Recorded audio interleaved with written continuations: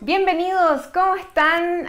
Bienvenidos a esta nueva transmisión multiplataforma de Clínica Alemana. Hoy conversaremos con Mireia Sepúlveda, ella es psicóloga de Clínica Alemana, con quien hablaremos sobre un tema que puede llegar a ser un desafío para los padres, ¿cierto?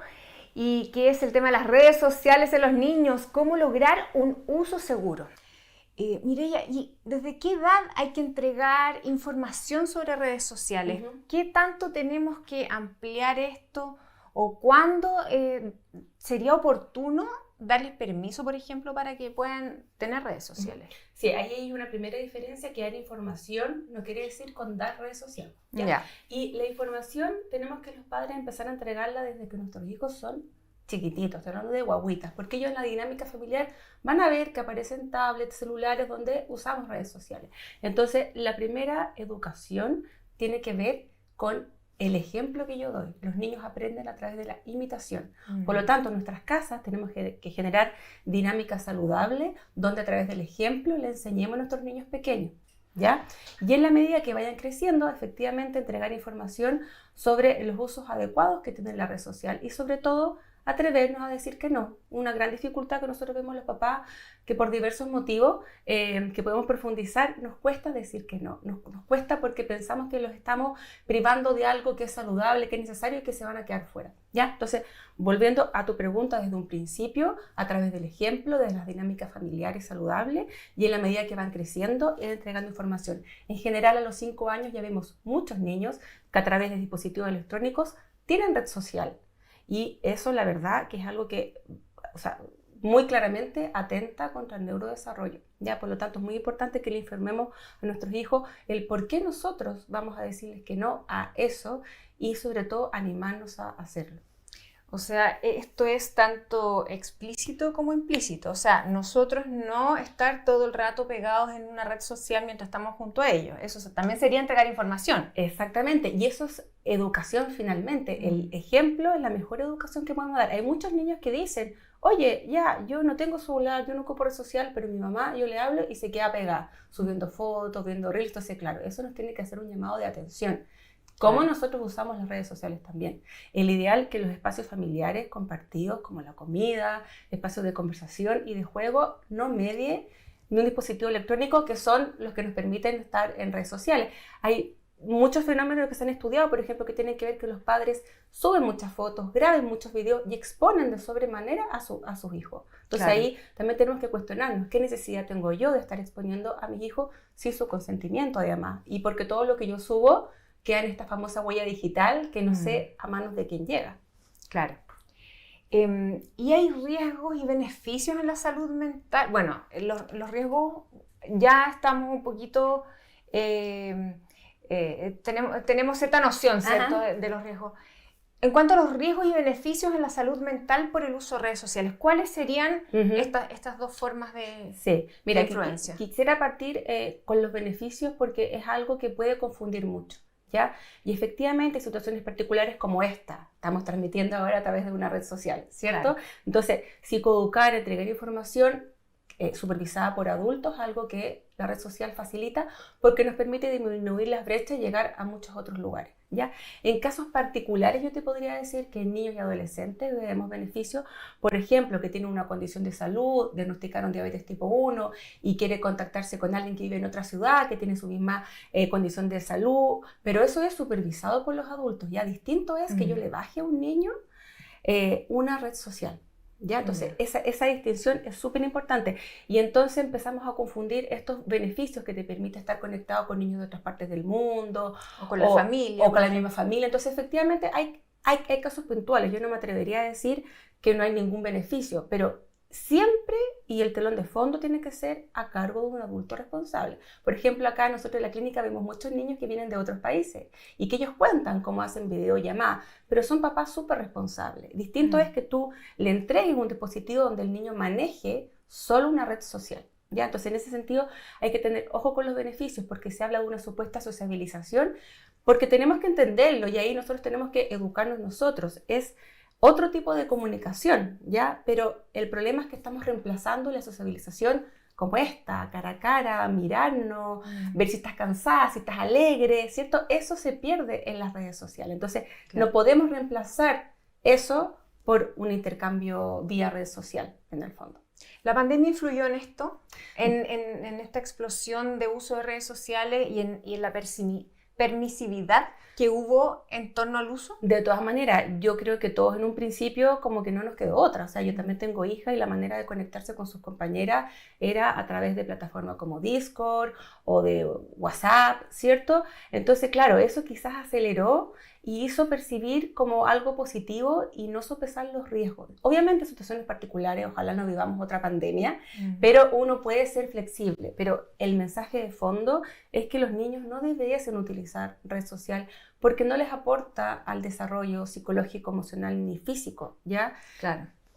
Claro, porque algunos plantean que hay aspectos, que justamente los aspectos positivos son los de la sociabilización, como en este caso de las redes sociales. Claro. O sea, perdón, de la pandemia. Claro, pero ahí tendemos a confundirnos porque no nos olvidemos que la cantidad de tiempo que pasan los niños conectados en redes sociales va en detrimento del contacto real. Entonces, de manera complementaria, en estos casos particulares, hay niños que no les permite porque su primo se fue a vivir a otro país, quieren hacer videollamadas, pero suele suceder que empezamos a reemplazar. Entonces los mismos adolescentes, por ejemplo, dicen, yo ya no me atrevo a salir a un espacio más público porque tengo miedo que se den cuenta como mi estatura, que quizás tengo alguna característica física que no se notará en la cámara o porque use filtro. Entonces efectivamente no sucede un acto humano como el de sociabilizar cuando yo puedo tocar a la persona, ver su gesto, la mirada comunica mucho,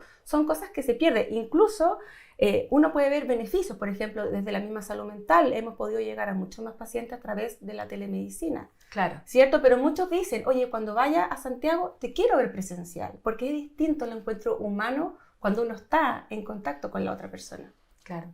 Y en este sentido, lo que recién decías, los filtros, es todo el tema cosmético y cómo se ha camuflado un poco el aspecto de los jóvenes a través de las redes sociales, tiene ahí también un tema muy importante con la autoestima, ¿cierto? Y que en una edad como la adolescencia o la pubertad puede jugar muy en contra, puede ser muy peligroso. Exactamente, y es lo que estamos viendo, porque los niños y los adolescentes se ven muy tentados a usar filtros. De hecho, hasta los mismos adultos muchas veces jugamos a hacer como este cambio de imagen, soy más viejo, más joven, o soy de la época de los 80, ¿cierto? Es súper tentador porque uno lo ve como un juego, pero un niño que está en su desarrollo subjetiva de configuración de personalidad, que está en un proceso de neurodesarrollo, eso la verdad que tiende más a confundirlo y genera justamente en los casos más extremos justamente problemas con la autoestima, sensación de tener que cambiar, de no aceptarse en sus cualidades físicas porque lo que se espera es esta cosa perfecta, esta piel lozana, adelgazada, como los marcados, que es lo que se genera en los filtros justamente. Y entrando un poco más en la red social y en todos los aspectos que se pueden ir dando, ¿qué es lo que es el sexting, el grooming y bueno, y el ciberbullying? ¿Qué son todos estos términos? Claro, bueno, hay muchos términos que se usan en el idioma inglés y cada día salen más. Yo la verdad que busqué antes de entrar justamente a esta charla y aparecieron muchísimos más.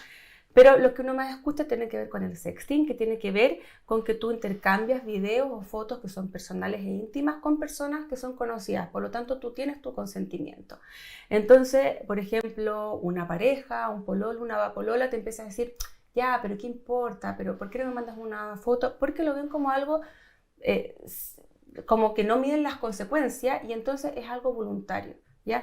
Hace poco leí un reportaje en una revista conocida donde daban testimonio de adolescentes de cómo terminaron esa relación y luego esta expareja divulgó esa foto. ¿Ya? Claro. Entonces es algo súper complicado. Eso es el sexting, una vez que ya se divulga en el fondo esto que fue entregado con consentimiento. Claro, y ahí está el grooming también, que lamentablemente nosotros tratamos de transmitírselo a los padres y ven como esto no creo que le pase a mi hijo inteligente, quiero confiar en él, pero la verdad que los adultos son súper astutos y entran a redes sociales, se hacen perfiles falsos, se ganan la confianza de los niños, de los adolescentes y después de un tiempo empiezan a cometer abusos, también solicitar fotos, a divulgar pornografía y cosas, la verdad que nos ha tocado escuchar testimonios y relatos súper complejo, donde incluso el marco legal no siempre puede resolver todo, ¿ya? Entonces el grooming es algo que está súper, súper presente.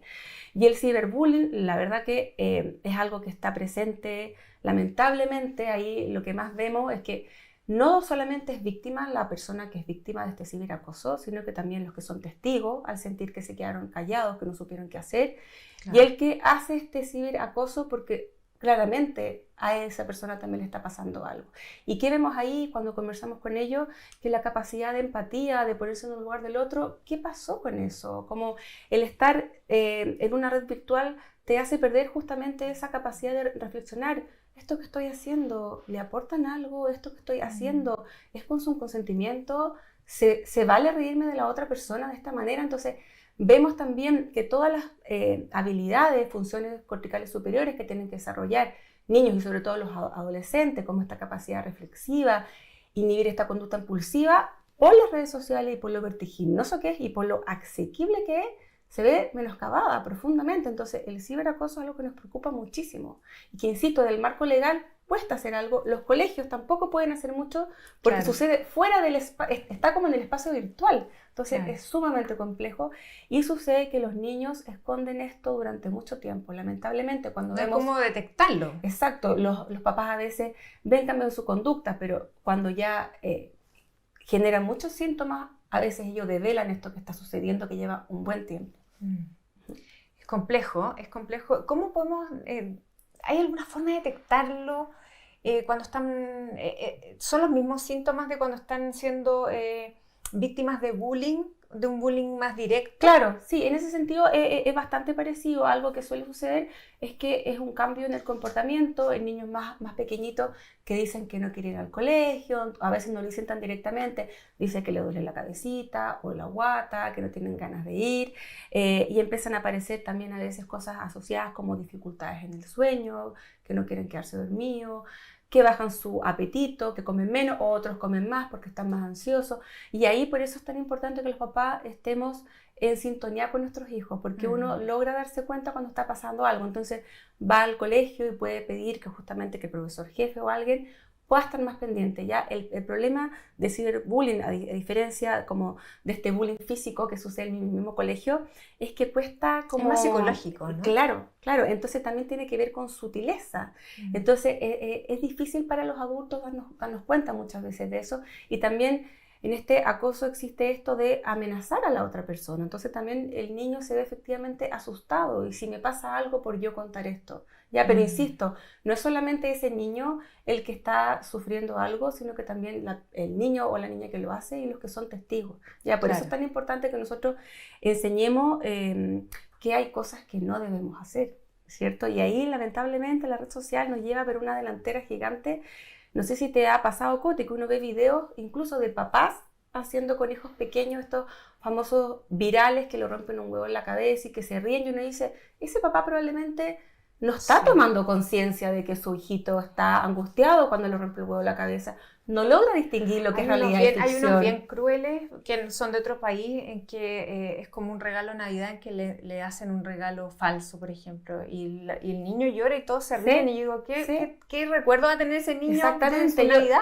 A mí me tocó ver que me lo mostraron de guaguitas pequeñas, que ya se pueden sentar y que es una plantita que de repente hace un ruido y se asustan con una cara de pánico de verdad, y esto lo viralizan. Entonces o de Halloween también. También. Y yo creo que ahí que la idea, queremos ser súper respetuosos con los papás. La idea no es como criticarlos, pero sí invitarlos a reflexionar. ¿Por qué caímos en esto? ¿Por qué nos pasó esto? Entonces, es tiempo siempre de poder detenerse, analizar y hacer cambios en lo que estamos haciendo, justamente. Claro. ¿Y de qué manera las redes sociales se relacionan con la salud mental? ¿Qué es lo que pasa en la cabeza de los niños? ¿Por qué a nosotros nos cuesta empatizar también con eso? Claro. Bueno, ese es un tema muy importante y que está como en discusión, ya que me parece bueno que esté en discusión, pero lamentablemente se ha como hecho como dos polos, ¿ya? De algunos expertos que dicen que esto no tiene que ver con la salud mental, que le estamos achacando un problema a las redes sociales y a la tecnología, y otros, en los cuales me encuentro yo, que a través de la observación clínica nos damos cuenta que sí, las redes sociales tienen un impacto con la salud mental, ¿ya? Ahí entonces es importante entender el contexto general, no es la única causa la red social, ¿ya? Y por eso tenemos que tener conversaciones profundas y respetuosas, ¿ya? Esto viene a aportar un ingrediente más que aumenta la probabilidad de que tu hijo se vea expuesto a una situación de riesgo. ¿Ya? Claro. Y entonces, efectivamente... O que agudice ya un síntoma o una condición que traía previamente. Porque probablemente la salud mental de nuestros niños y adolescentes ha subido una merma de hace mucho tiempo y lo estamos visualizando. Pero hay algo de las redes sociales que justamente viene a aumentar. Y lo dicen los mismos niños y los mismos jóvenes. Hoy día a mí me tocó estar con una chica que me decía, saqué TikTok de mi celular de 16 años y es lo mejor que me pudo pasar.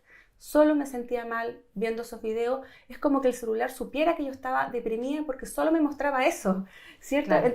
Entonces ahí uno se da cuenta, insisto, no es echarle la culpa solo a eso. Es un conjunto de elementos, pero si hay un elemento que podemos detectar y podemos supervisar y cambiar, es importante que lo hagamos en el fondo. Entonces esa es la relación y porque efectivamente a partir no solamente de la red social, sino que el uso de la tecnología, vemos cómo se han aumentado cuadros de ansiedad, trastornos conductuales, depresiones. A los niños les cuesta mucho dejar de usar el celular y la red social, por lo tanto empiezan a haber conflictos con sus papás, no logran mantener los acuerdos de cuánto tiempo lo iban a usar. Entonces a mí me ha costado mucho que un papá sinceramente me diga no veo ningún riesgo. Cuando uno habla en una conversación honesta logran darse cuenta, pero tampoco saben, porque tampoco quieren que su hijo quede fuera de eso. Claro, ¿por qué nos ha costado, por qué nos resulta tan difícil actuar, poner límites en torno a este tema? Uh-huh. Mira, ahí yo creo, uno, porque justamente a través de redes sociales recibimos información en pro y en contra, ¿ya? Hay muchas cuentas que hablan a favor y en contra.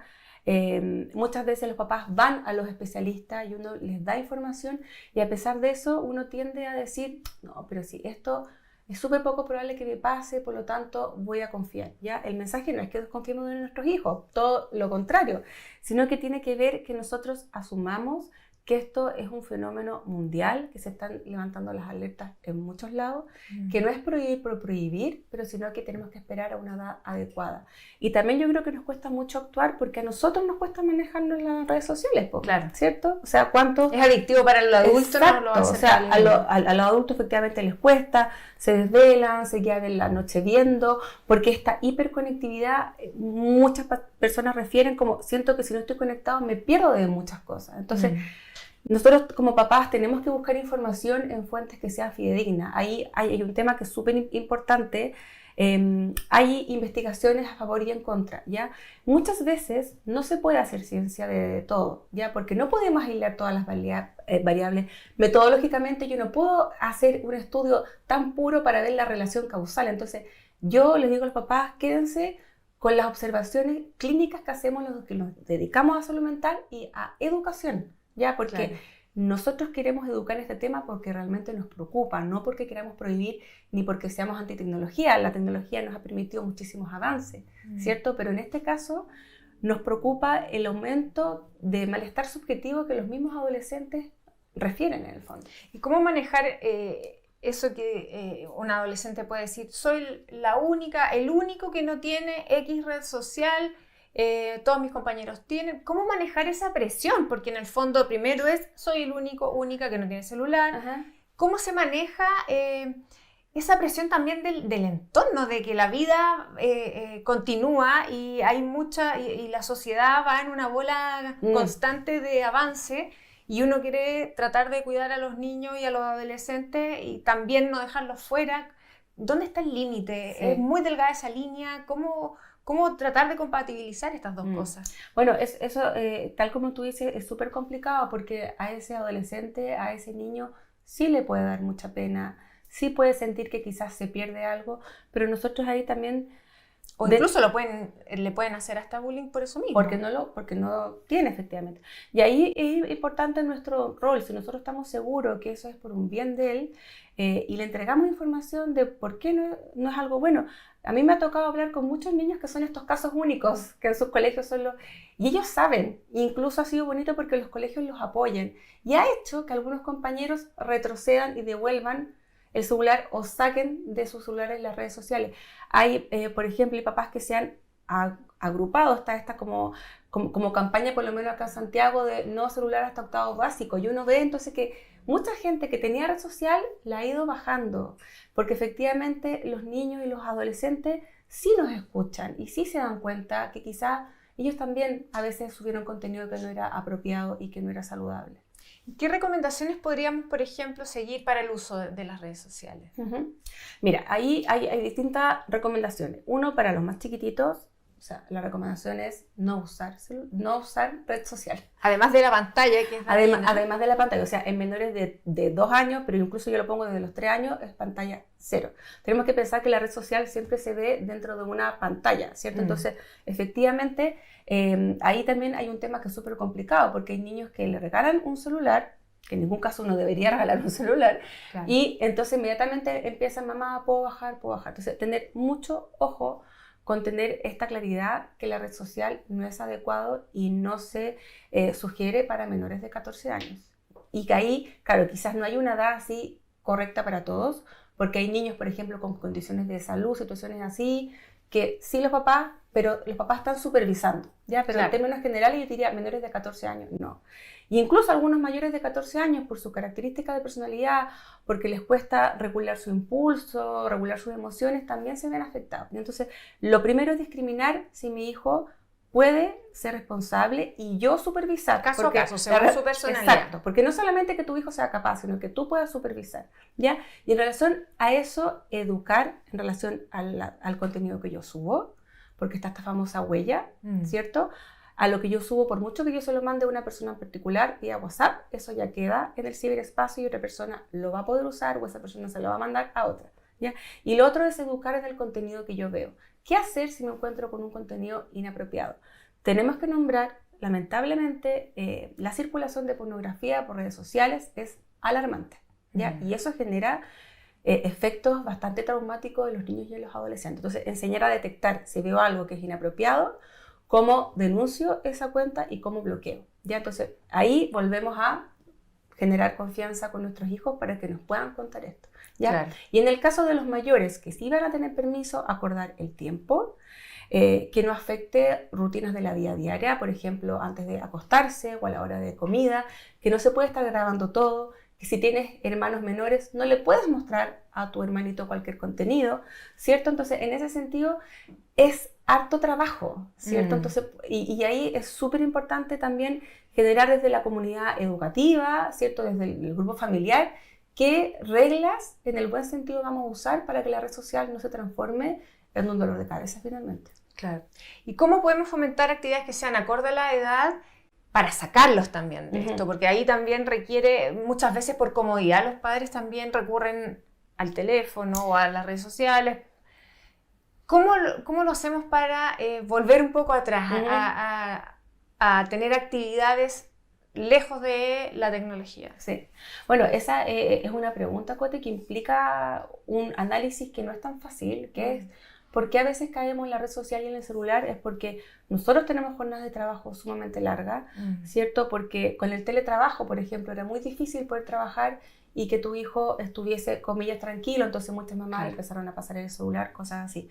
Pero podemos volver como tú dices, ¿ya? En general, el neurodesarrollo, el desarrollo psicológico se beneficia de juegos que son transversales a todas las culturas, ¿ya? Que tiene que ver con el movimiento libre, en espacio, aunque vivas en un departamento, como correr los muebles, que tu hijo juegue, que cree, que arme casita, tenerle bloque, material de reciclaje, o sea, volver a algo súper simple. Si tu hijo le cuesta jugar, acompañarlo en ese juego para irle mostrando. Los niños, y ese es un punto súper importante, muchos papás justifican, es que mi hijo como nació en esta era tecnológica, él debe saber usar tecnología, y eso lo dicen como ser nativos digitales. Los niños se manejan en celulares y en las redes sociales porque son curiosos y son muy inteligentes, así como van a aprender a manejarse en otros espacios. Entonces, todo tiene que ver con lo que yo le ofrezca a ellos. Un niño no necesita redes sociales ni tecnología para desarrollarse, en ningún caso. Entonces, volver a juegos comunitarios también. A veces uno por el trabajo les es difícil, bueno, ponerse de acuerdo con las vecinas, con los familiares, con el mismo colegio. Generar espacios de juego libre es totalmente recomendado. Perfecto. Se recomienda ponernos, por ejemplo, de acuerdo con otros papás en el curso, para llegar también a ciertos acuerdos en torno al uso de las redes sociales. Eso claramente es una medida muy eficiente. Ya cuando nosotros como adultos, porque nosotros recordemos que somos los encargados de acompañar el desarrollo y de supervisar. Si nosotros nos ponemos de acuerdo y entregamos normas que tienen que ver con el cuidado de nuestros hijos, acotamos un poco esta posibilidad de, pucha, mi hija va a ir a la casa esta niñita y tiene el celular con cuenta abierta, con toda la red social, sin filtro, sin control parental. Entonces, el que nosotros nos pongamos de acuerdo, le vamos a dar un ambiente que va a ser más protector. Nosotros, ojalá, hiciésemos eso. Y los colegios nos están dando hartas facilidades para que lo podamos hacer. En ese sentido, yo creo que hay que reconocer el trabajo de los colegios que está generando esta instancia para que los padres se pongan de acuerdo y supervisen. Perfecto. Vamos pasando a las preguntas del público, ¿te parece? Para que veamos, ¿es posible un uso seguro entonces, Mireya? Mira, o sea, el uso seguro en mayor de 14 años. Antes es complicado. Antes implica un caso a caso y siempre, incluso a mayor de 16 años, implica supervisión de los papás. El uso seguro suena como un poco contradictorio, pero es el no uso de la red social.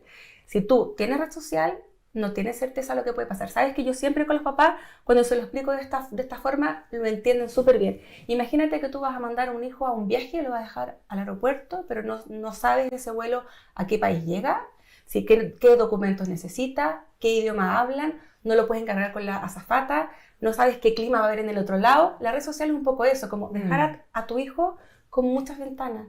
Capaz que se encuentre con un grupo bonito que cuida a los animales, pero se puede encontrar con muchas otras cosas que son tan riesgosas que no vale la pena exponerlos a eso. Y los niños se sienten súper solos también, porque no tienen con qué conversar sobre lo que están viendo. Entonces, el uso seguro, la verdad, es un poco utópico.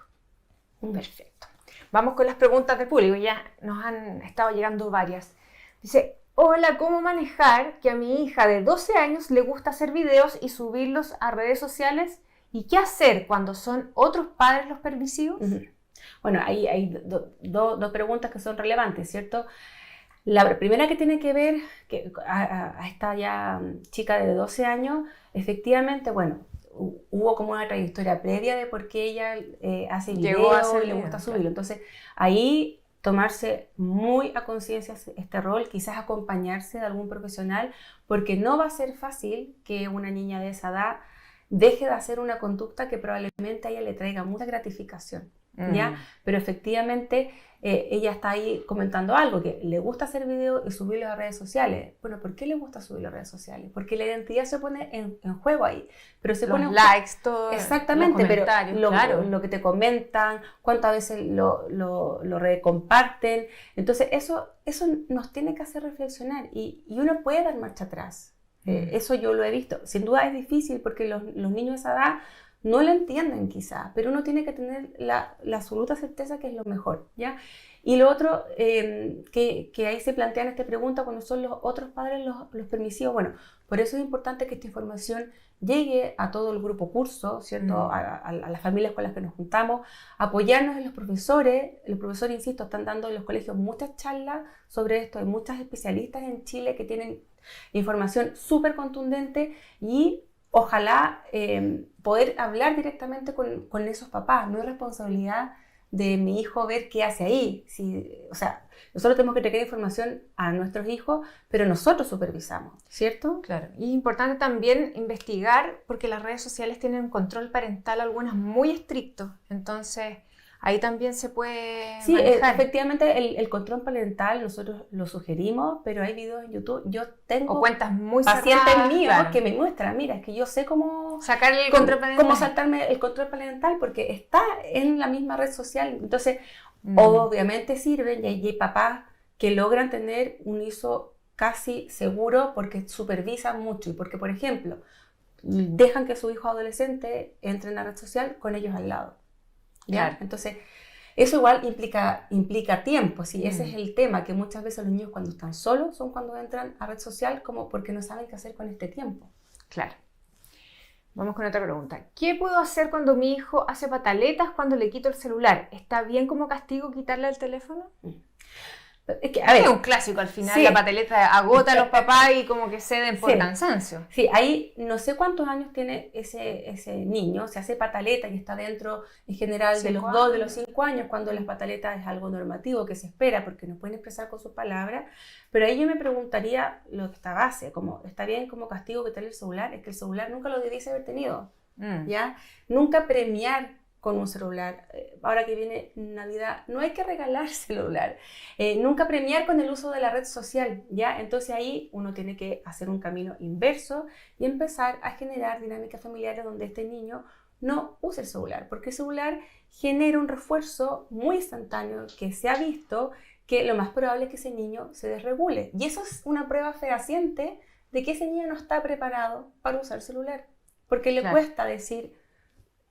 Insisto, las funciones reflexivas y eso se desarrollan hasta los 20, 25 años. Entonces, si es un niño pequeño, la verdad que le estamos generando un problema que es innecesario. Exacto.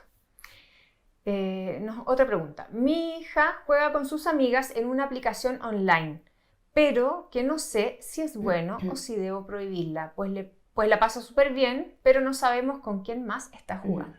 Bueno, ahí el último punto es lo que preocupa, esto que hablábamos antes de no sé con quién me está jugando. La verdad que las cuentas falsas y en todas las plataformas vemos cómo se mete gente que la verdad que son muy astutos. Entonces, puede partir por un juego, pero también tienen un chat donde pueden claro, está por ejemplo Discord, que entra gente que no necesariamente es de esa sala, ¿ya? Entonces, ese primer ejemplo habla, mi hija juega online y probablemente juegan, que a mí me ha tocado ver, que me ha mostrado, oye, pero juegan las muñequitas y cosas así.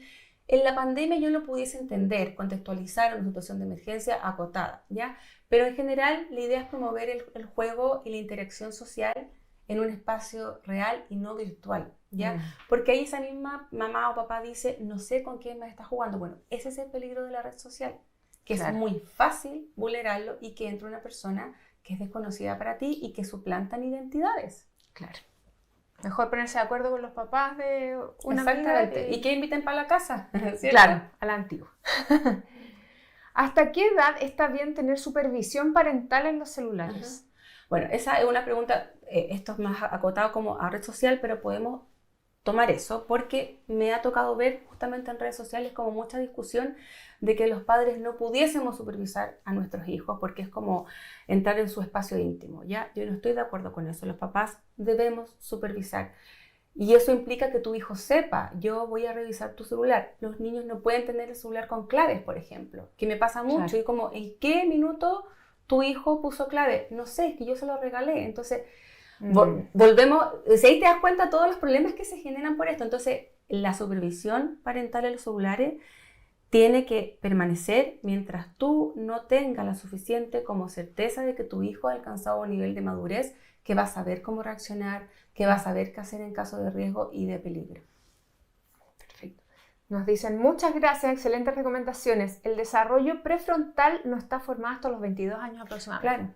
Y mira, hasta hace un año se hablaba como desde los 18, ahora vamos entre los 20, 25 años, ¿ya? Lo que pasa es que en la adolescencia hay un pic como este desarrollo prefrontal, por eso los adolescentes empiezan y son capaces de tener un pensamiento crítico, reflexivo, más ideológico, abstracto, pero aún no logran regular su conducta. Claro. No logran inhibir como esta recompensa. Eso es la impulsividad también, de característica de la curiosidad los hace minimizar, o sea, los adolescentes perciben menos riesgo y eso les permite quizás aprender otras cosas, animarse a hacer deporte, animarse a un club científico, alguna cosa así, pero para celular y red social la verdad que es una fórmula bastante compleja. Claro, y bueno, con lo mismo, ¿no? ¿Hasta qué edad está desarrollado el prefrontal en los niños?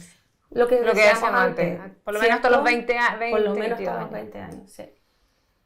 Excelente conversación. ¿Es posible abordar estos temas por telemedicina? Sí, sabes que hemos tenido muchos padres que me encanta y que bueno que hagan esta pregunta, porque a veces piensan que consultar a una psicóloga, a una psiquiatra es cuando hay un problema y se está usando más de esto de como una consejería previa y telemedicina funciona mucho para eso. Nosotros tenemos papás a lo largo de todo Chile, incluso fuera de Chile, donde estos temas es posible conversarlo, podemos dar sugerencias, podemos ver caso a caso, porque nosotros estamos dando recomendaciones generales, pero también hay que ver los casos particulares, ¿cierto? Perfecto. Mira, aquí nos llega otra pregunta. Mi hijo de 11 años se enoja cuando debe entregar el teléfono o el computador. Lo que estábamos hablando antes. ¿Por qué se enoja? Porque claro, porque se frustra y si está haciendo una actividad que le genera mucho placer, mucho aumento de adrenalina y de cortisol, no lo va a querer dejar de hacer, ¿cierto? Y por eso los papás preparamos las transiciones, anticipamos, y por eso es importante tener un uso adecuado, pero esto pasa todos los días. A la hora que tenía que entregármelo, no me lo quiere entregar. Muy importante, y aprovecho de mencionarlo porque salió la pregunta del celular. En la noche, los niños, los adolescentes, sobre todo niños no celular, no pueden tener a disposición un celular o un tablet. Ya los papás deben guardarlos en un lugar seguro porque vemos los trastornos del sueño. Los mismos papás dicen, ve a mi hijo conectado a las 3 de la mañana y no me atrevo a decirle. Ahí tenemos un problema súper grave en el fondo. ¿Qué está pasando? ¿Es posible tener ciertas reglas como hay muchos cursos incluso que dejan el celular afuera de la sala? Exactamente. Nosotros podemos tener ciertas reglas también de uso, ¿cierto? De tiempo, de uso, de lugares, dónde, cuándo, cómo. Eso, y ahí es particular para cada familia. A mí me acomoda, por ejemplo, mi teléfono en modo avión en la noche y queda guardado. No va a sonar, Entonces, ahí tus hijos pueden ver que uno hace un uso responsable, pero, y vuelvo a tomar este punto, atrevámonos a decir que no cuando es en pro de su desarrollo. Ya, decirle que no a las redes sociales no les va a generar un trauma, no les va a afectar su sociabilización, al contrario, estamos protegiendo que él se desarrolle de la mejor manera posible. Perfecto. Ay, qué tema tan interesante, ¿no? Muy, muy, muy interesante. Ya estamos llegando al final de este live. Les agradecemos a todos por sus preguntas. Este es un gran tema, sin duda, para todos los papás, mamás, para todos los que van a ser papás también. Imagínense con todo lo que nos vamos a enfrentar el día de mañana. Y es todo un desafío porque nos cuesta también saber cuáles son los límites. Ya que estamos llegando al final, ¿algo más que te gustaría agregar en torno a este tema? ¿Alguna recomendación, consejo de lo que más es quizás lo que ves o lo que más te consultan en tus consultas? Mira, yo te podría decir que algo muy importante que me gustaría como enfatizar de la red social es que nos está quitando tiempo, que es un tesoro para los niños. Los niños están saliendo muy poco, de hecho, la luz del sol, ¿cierto? Se exponen súper poco. Entonces, de verdad que esto es una invitación para reflexionar. Si tienen dudas de cómo hacerlo porque no quieren que se rompa confianza o cosas de ese estilo, pueden apoyarse en los colegios, en los equipos de salud mental a lo largo de todo Chile, ¿cierto? Porque tenemos que hacer algo al respecto. De verdad que la idea no es alarmar ni mucho menos, pero cada día a nosotros nos llegan historias tan difíciles, tan complejas, que han sido producto de un mal uso de la red social, que la verdad que lo que más queremos hacer es psicoeducar en este tema y que los papás busquen información fidedigna. Ya justamente en red social circula mucha información que no es nada de fidedigna, pero que se viralizan así a la auxiliar. Estos mismos challenges de repente que son muy Exactamente. Entonces, el consultar, el atreverse a preguntar, en buscar profesionales, vamos a ser empáticos. La idea no es ser críticos, sino que acoger. Todos hemos vivido como esta duda de cómo lo hago, cómo digo que no, cómo psicoeduco en este tema también. Perfecto. Muchas gracias, Mireya, por conversar este tema tan interesante con nosotros. Muchas gracias, Coté. Y muchas gracias a todos los que se conectaron. Sí, muchas gracias por acompañarnos, por estar conectados y nos encontramos en una próxima transmisión de Clínica Alemana. Que estén muy bien, muy buenas noches.